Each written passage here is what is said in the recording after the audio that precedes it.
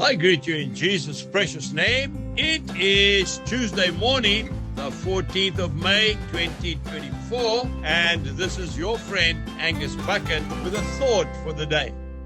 We start off in the book of Isaiah, chapter 66, and I am reading verse 4.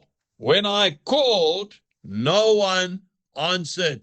And then we go straight to the book of Matthew chapter 26 and verse 40. And when he came to the disciples and found them sleeping and said to Peter, "What? Could you not watch with me 1 hour?" Without a doubt, one of the hardest things to deal with in life is loneliness. Don't you agree? You know, our Heavenly Father desires fellowship with you and me. That is the main reason why He created us.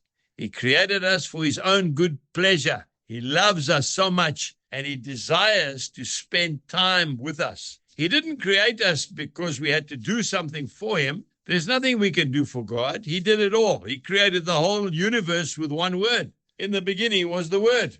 But loneliness. I really believe our Heavenly Father gets lonely and desires fellowship with His people. But so often you and I are so busy spending time doing other things that we don't get a chance to speak with Him. Remember in the Garden of Gethsemane when Jesus really needed His disciples more than ever before? Yes, they were fast asleep. Don't you and I do the same thing? We really need to understand that we have to spend time with the Lord, not just for our sake, but also for His sake. I've learned what loneliness is. You know, over the years, I have traveled all over the world preaching the gospel, and it sounds very glamorous and it sounds very exciting. But I can tell you something now. After the evening is finished and we have preached to multitudes of people and we've seen the power of God moving and people are so excited, they're born again, spirit-filled, they are healed physically and mentally. Then I get ushered back to my hotel and I walk up those stairs or catch that elevator and I go to my room and I sit there all by myself. Oh, yes.